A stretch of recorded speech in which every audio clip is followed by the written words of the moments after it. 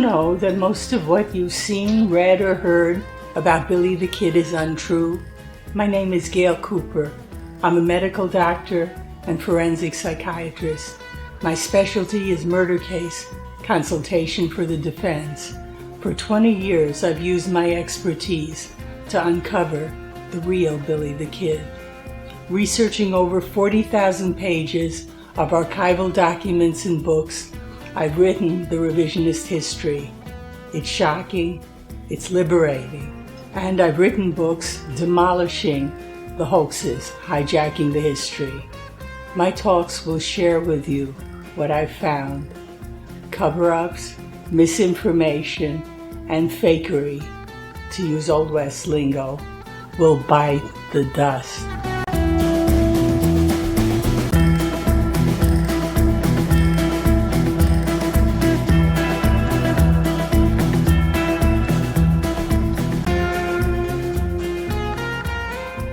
This talk debunks the evidence for Brushy Bill Roberts as Billy the Kid in his hoaxes book, Alias Billy the Kid's chapter titled The Tangled Web.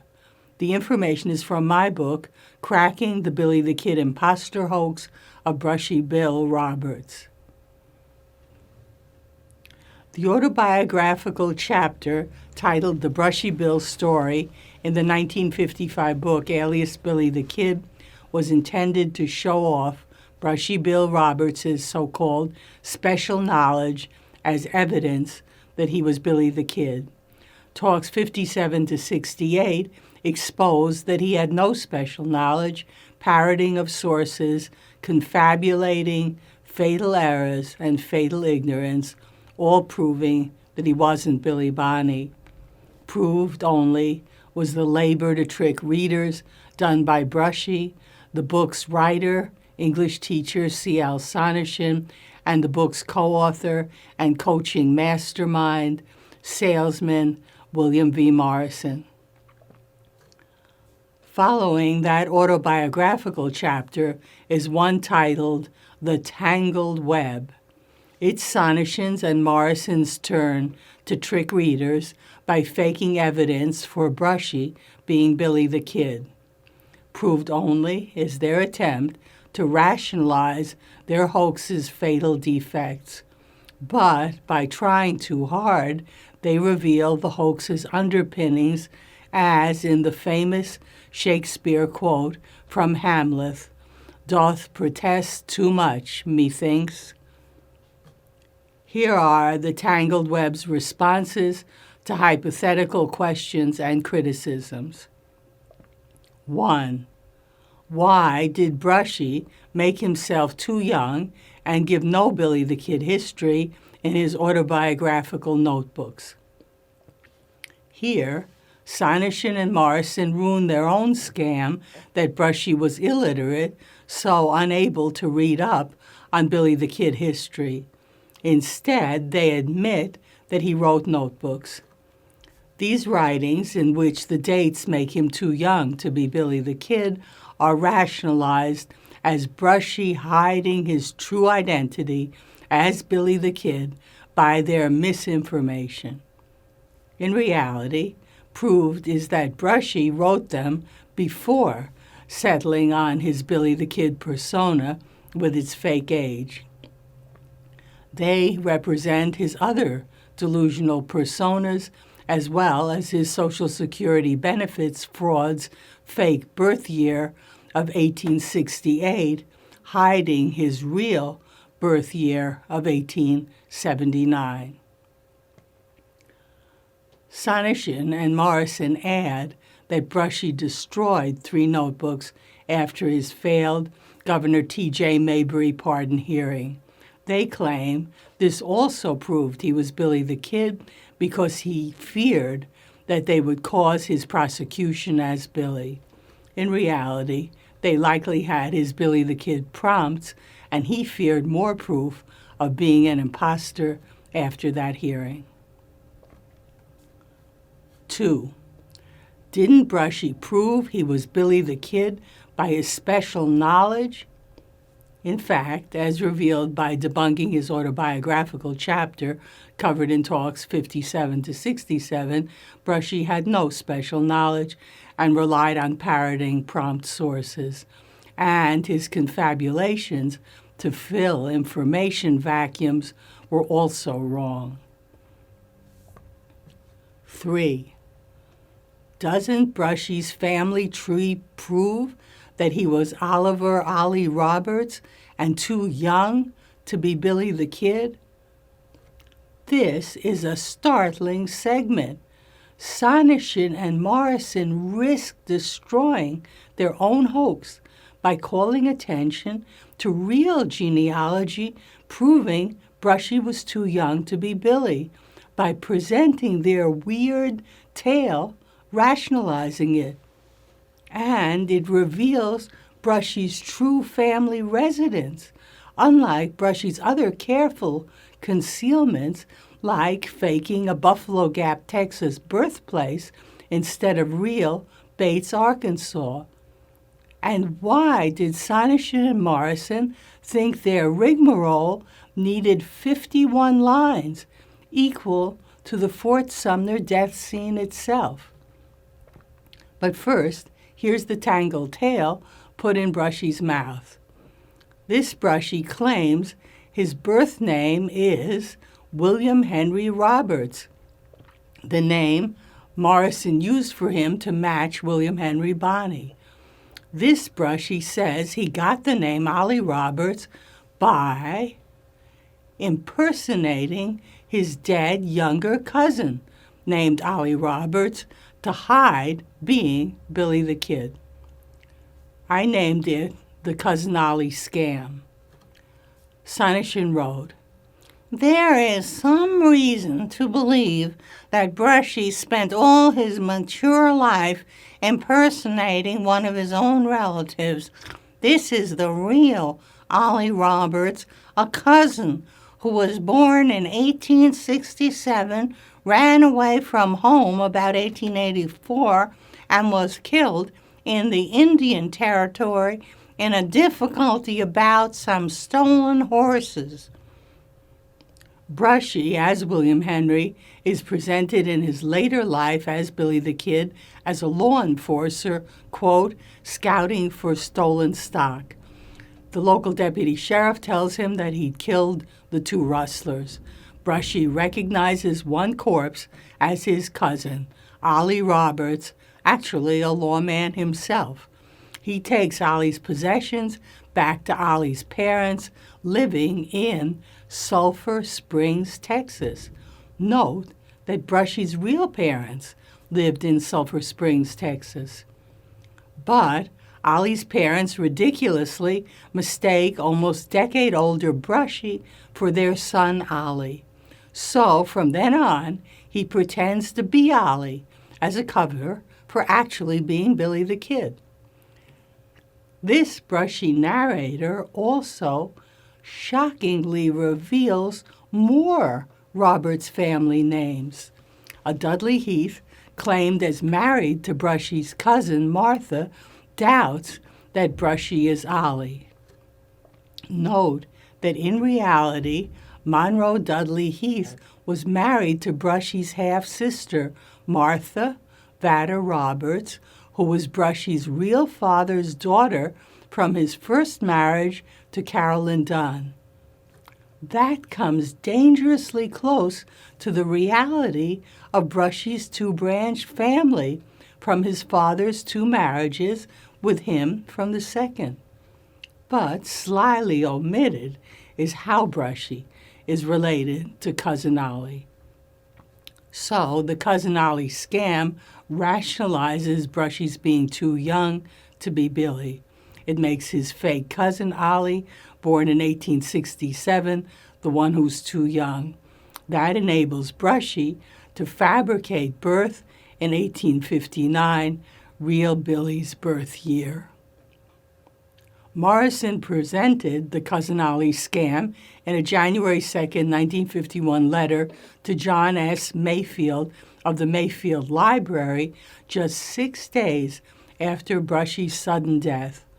Morrison wrote, Oh, well, Brushy Bill Roberts was the person claiming to be Billy the Kid. He was born William Henry Roberts.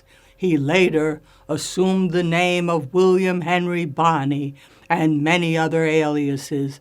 However, he was always known as Billy Bonney, Billy Roberts, Brushy Bill, which facts indicate that his actual name was William.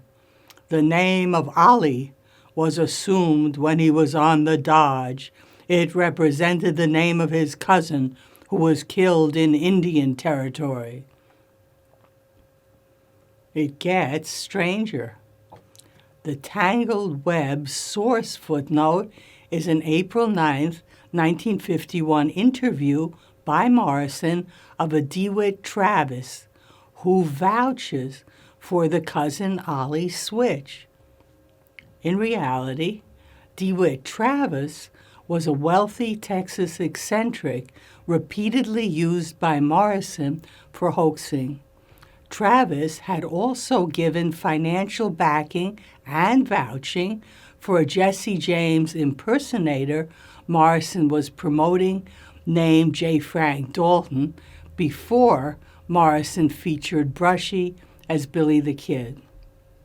For that, DeWitt Travis appeared in a January 12, 1950, The White Wright's Son article titled Latest Jesse James Tells of $2 Million Loot.